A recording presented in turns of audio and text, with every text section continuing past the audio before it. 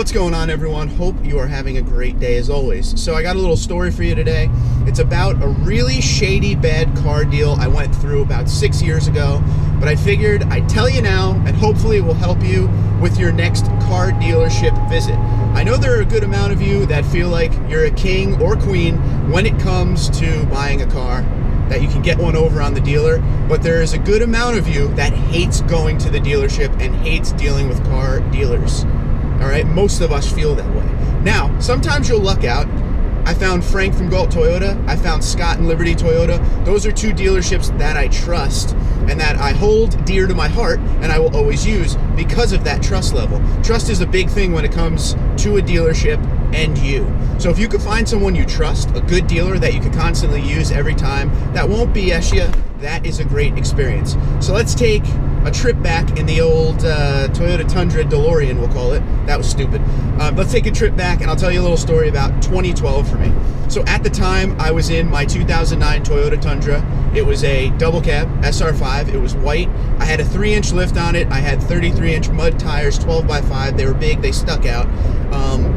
They were Toyo mud terrains, XD Rockstar wheels, true dual exhaust that I had custom built. I used to mud it and off-road it all the time. The thing was a beast, probably my favorite Tundra I've ever owned.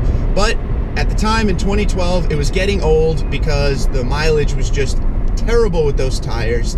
The truck was getting a little beat up from all the mudding. It was starting to corrode the wiring, all this crazy stuff. But most importantly, I was driving 2 to 3 times a week to Atlantic City to play hockey, and that is about 50 minutes for me each way. So the gas was just getting to the point where I couldn't afford it anymore. So I wanted to get something a little smaller, something a little different. At that point, I had 3 Toyotas in a row, so I was really looking at the new 2012 Jeep Wrangler at the time, which came out with the new Pentastar V6 engine. That was year 1 of it. And I was really into the Jeep Wrangler look and, you know, the reputation and everything, and I still am. I like the Jeep Wrangler a lot. Left lane close here coming up in a minute, so we're gonna have to get over. But yeah, so the Jeep Wrangler for me was something that I really, really wanted. You know, just at the time, like I said, something different. You know, the wife and I wanted a smaller payment because the Wrangler, or excuse me, the Tundra was getting a little crazy for our lifestyle. And you know, we were thinking marriage at the time, and we definitely wanted to get in something we could afford. So we start looking at Wranglers. And we find a dealership where they're offering one. I just wanted the 2-door. Just wanted the 2-door, didn't want the 4-door.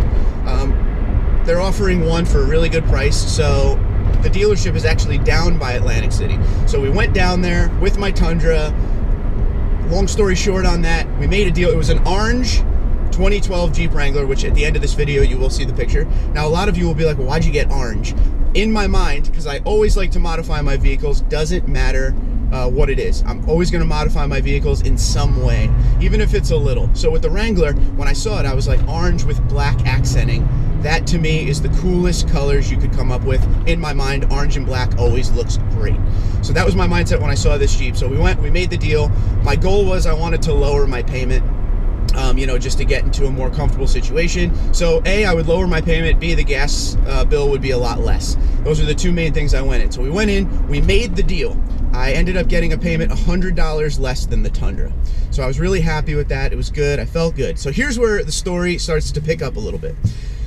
So it was a Friday night, I believe, when I went down and did it. We did all the paperwork, everything was good.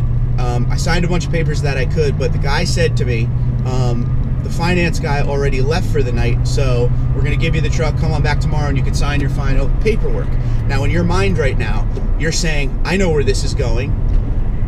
We're not there yet. This actually gets really weird. So I say, all right, that's fine. We agreed, we shook hands on her, I felt good about it and everything. So I go home, the next morning, the wife and I get back in the car, we go back in the Jeep, we go back down to the dealership, feeling good. So we get there, and you know, always in the back of my mind, I'm like, well, I gotta make sure nothing happens here. You know, I don't want it to become one of those situations that you always hear where it's some weird kind of bait and switch deal, you know? So we get there, we go in with the finance guy, and he says, hey, we made a huge mistake. Now, right now, you think you know where this is going, but watch this. He said, we made a huge mistake. We forgot to include this deal they have going on, this incentive. So your payment is actually going to be $100 less than we agreed on. So I'm actually saving $200 a month versus the Tundra, right? So my wife and I look at each other, it's like we won the lottery. So now my car payment will be $200 less a month, which would help huge, especially when we're going into potential marriage and everything. Just felt really good. So we get out of the dealership, we sign all the paperwork, everything. They put the temp tags on, whole nine, everything. We drive from where we are, we go right to Atlantic City to have a celebration lunch. We eat. Okay, so now they tell me my plates, when they get them in, they're gonna send them to my house so I don't have to keep driving back and forth. Awesome. So let's fast forward. I'm in a good mood, we're all happy, everything's good.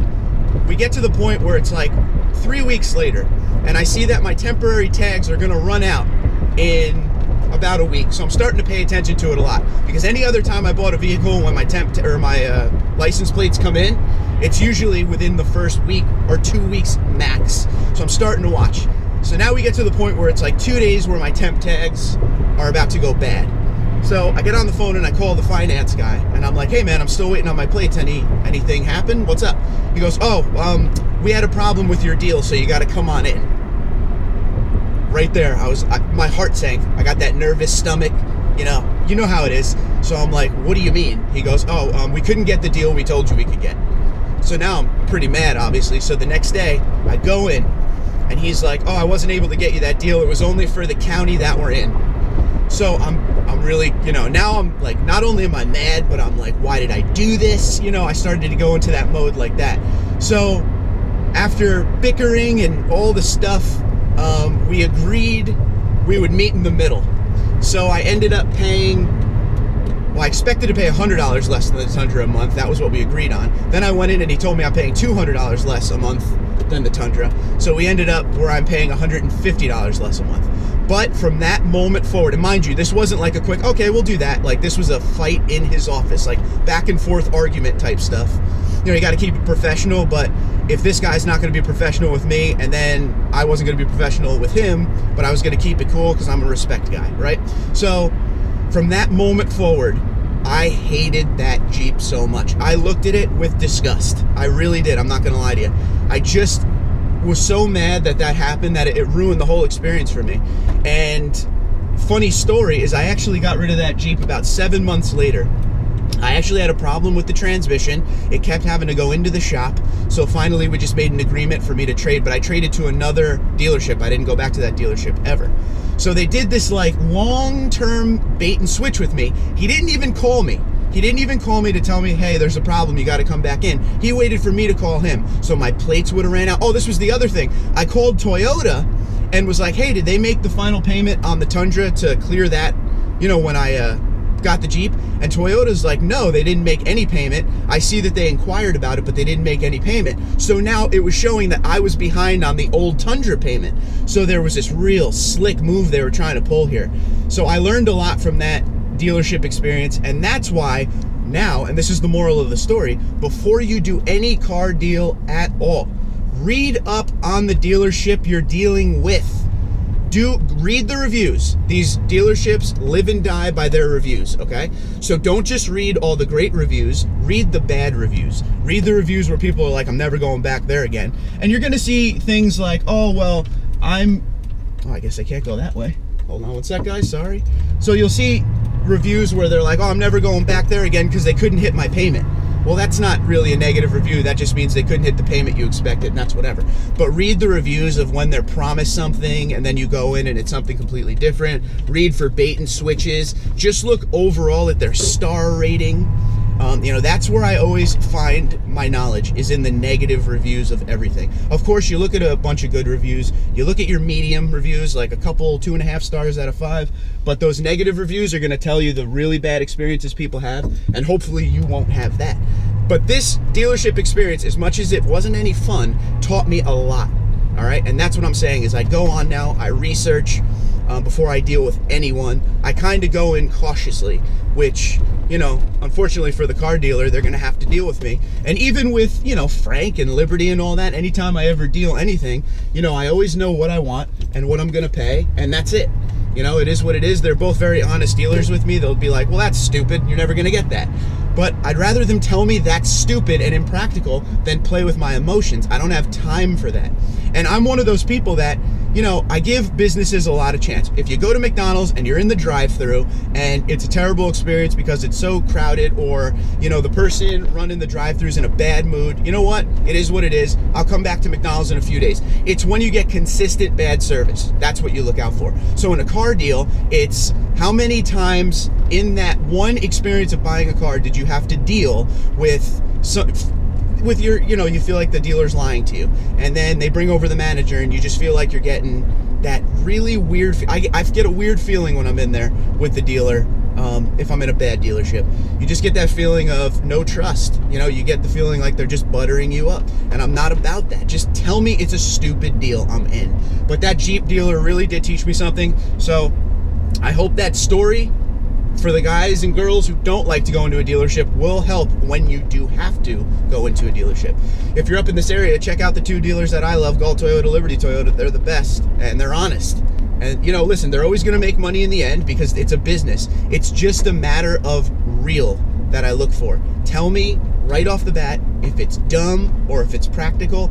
Like, I text Frank at least once a day with, yo, hit me with numbers with this. He'll hit me with numbers. He's like, where do you want to be? And I'll tell him, and he'll be like, dude, what? That's not even real. And I'm down with that. I don't get mad. I just want honesty. So if you have any questions below, let me know. I bought a lot of cars in my life. Most of the time, it's been a good experience. That one Jeep experience was terrible.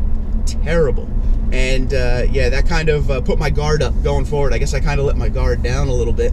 And then you're going to find dealers out there that work with you and want to make you happy and make the experience. And then, you know, when you own the car, you want to make sure that the dealer is still going to honor you. And what I mean by that, when you go in for service, and, you know, they're gonna call you and make sure you're happy with the vehicle. And if you need anything, you could call them, and they're, you know, at your beck and call. That's the kind of stuff long term that you want to see is good. You don't want them to just butter you up, sell a car, and then act like you don't exist anymore.